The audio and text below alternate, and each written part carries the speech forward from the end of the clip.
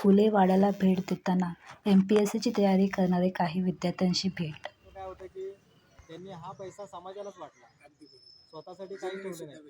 बाबासाहेबांनी पण तेच केलं, स्वतःसाठी केलाच नाही. स्वतःसाठी त्यांनी विद्यापीठं काढलीच नाही.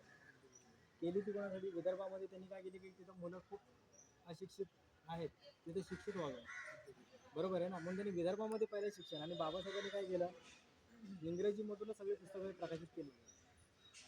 का की लोकांना इंग्रजी आली पाहिजे. मराठीचा तर काय आक्षेप नव्हता, मराठीवरती विषय होताच त्यांचा.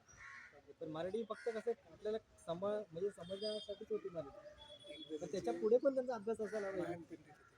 माझी कविता आहे बाबासाहेबांवर तुम्ही लिहिली होती की दीन दुबळ्यांच्या हाकेला तू धावून आलास, पसरलेल्या हातात तू पोटाचा घास दिलास, नरवीर पुत्रा तू तर तू चमचा बाबासाहेब.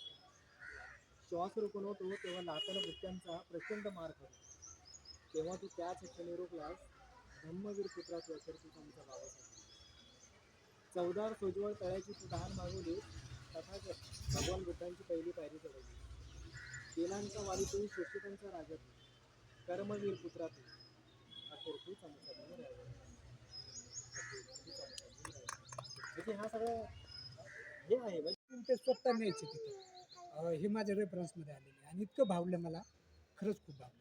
आणि मग तेव्हापासून मी सुरुवात केली.